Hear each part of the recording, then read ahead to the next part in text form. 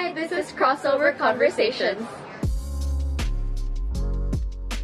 So first is, when do you feel most like a Filipino? Seeing our culture championed, I think, is when I feel most. Which is like the ethos of FiliFest or whatever. But, you know, being a part of a community like that is what makes me feel most Filipino, I think. How important is your language to your Filipino identity? I think that's one of the good things about living in the Philippines, because despite being in different islands, we have a main language that's Filipino, but it's also really interesting to know that, oh, you're from Zamboanga, you speak Chavacano. It's different from me. I'm from Cebu, I speak Cebuano or Bisaya. You share a common thing, but you also have your own differences. Yeah. And I think that's what makes Philippines special. Crossover Conversations is a TFC I Want series. It follows the conversation of Philippine star music artists and Filgrimage Ambassadors as they talk about life as a Filipino abroad. Hey everyone, my name is Tim. I'm 25 and I'm a Filipino, but I was born and raised in Canada. Now I live here in Manila. I'm Heather. I'm 21. I was born and raised in London, UK, but I'm half Filipino and I also now live in Manila. Hi everyone, my name is Vianne. I am 21 years old. I am from Cebu, Philippines, and now I am in London, UK with... Hi, I'm Nicole and I am 21 years old. I am from Zamboanga City, Mindanao in the Philippines, and I'm also currently studying here in the UK.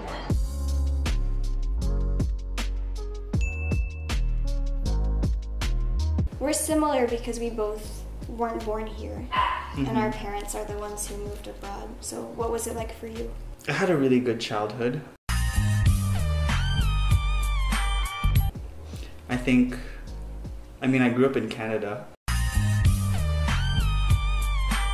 So even though I didn't grow up in the most Filipino of neighborhoods, I spent all my weekends in church with my Filipino brothers and sisters. I didn't really have cousins there, so it really was like if you were bumped into another Filipino, they immediately became your family. We're the same in terms of like growing up in a Filipino community. And I think that makes the difference because even though we're abroad, I feel like this is the case in most countries that I think a lot of the pioneering OFWs went to, but there's a lot of pockets and communities of Filipinos there, and they really make it like Philippines. It makes a difference growing up being surrounded by Filipinos, even if you're not in the Philippines. And I think if I didn't have that, then I'd probably be a lot different. Probably be a lot less Filipino than I am. There were some difficulties though. I think mostly with language in school. I remember when I was really young, my parents choosing not to speak Tagalog to us, and so yeah, there were a lot of things about Filipino culture that I didn't learn from them just because they were trying to protect us from getting confused in school, awkward conversations with our classmates, things like that. Like I learned about Bacallan and all of the aswang, all that stuff from some of the people in church. Maybe I shouldn't have learned it from them. Something that I've realized going back and forth between Philippines and the UK is that, well, I think TCKs, third culture kids, can feel this, but it's kind of like, where's home really? Because in the UK, you look more Filipino, right? So people can guess. But for me, I feel like it's not that easy to tell. So, but I'm obviously not completely, English. I don't even have an English accent, so what am I doing there? I'm always like the foreigner, right? I'm always the foreigner in the UK, but even when I come here, I'm still a foreigner here. Kids literally call me foreigner on the street. So I feel it. It's kind of like, where's home? Growing up, that was something that I found hard to decide. But I think I've decided it now, and it's here, and it's here.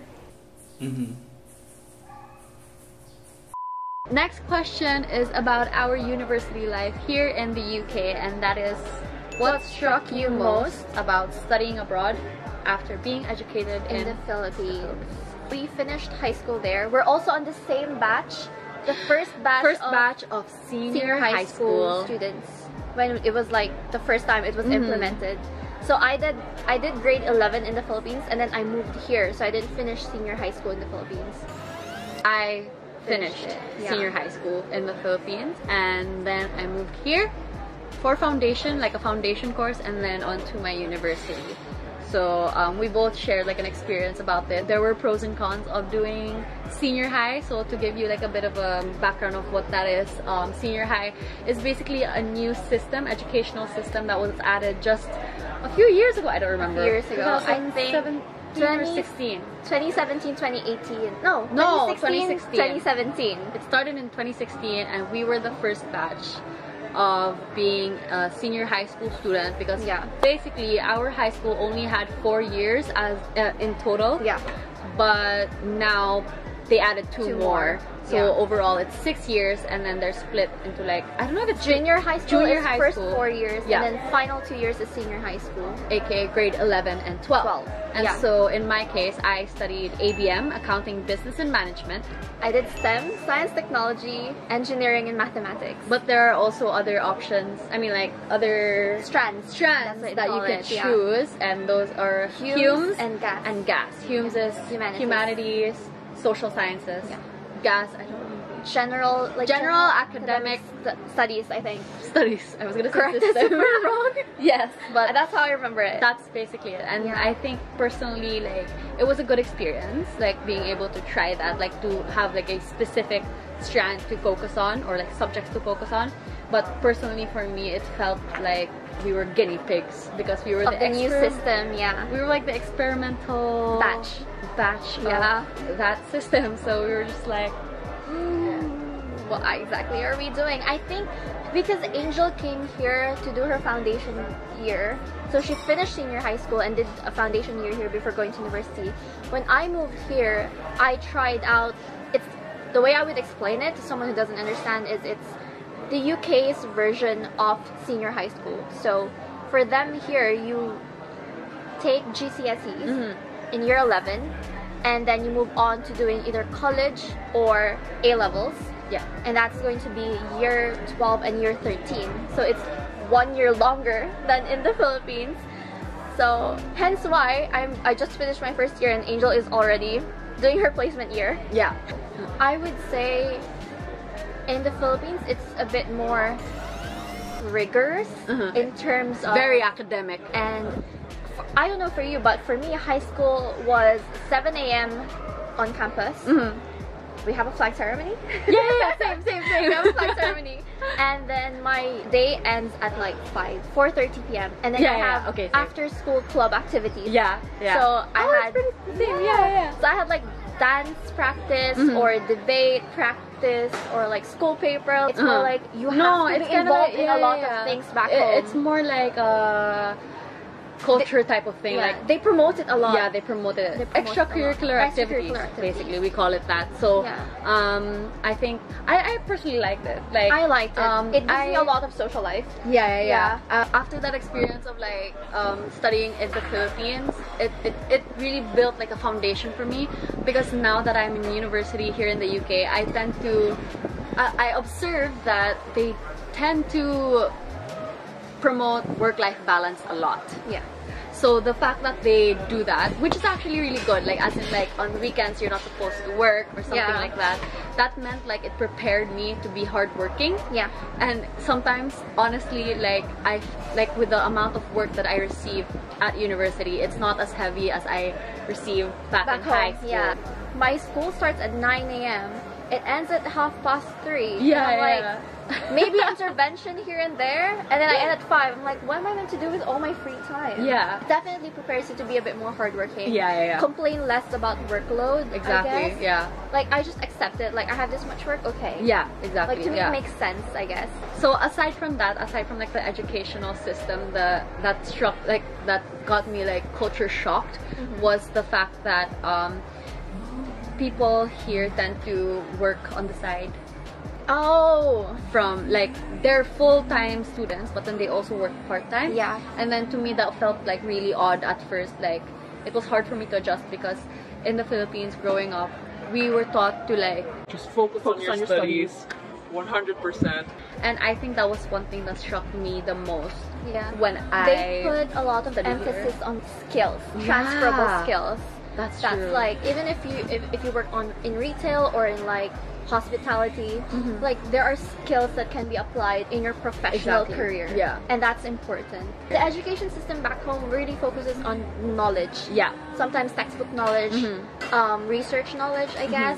But it's very like strict and rigid, and it doesn't really leave you much space to do anything else.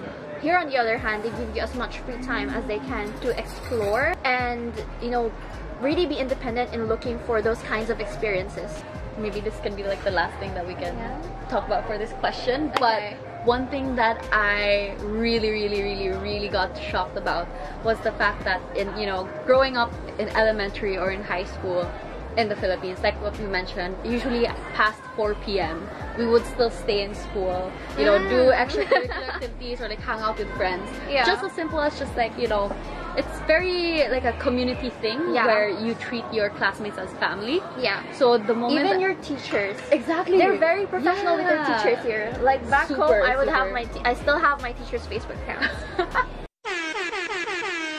Just saying. See? You treat your classmates as family, but then when I got here, I was just like, the moment they say you can go home, everyone just goes home, and I'm just like, how do I get to know you more?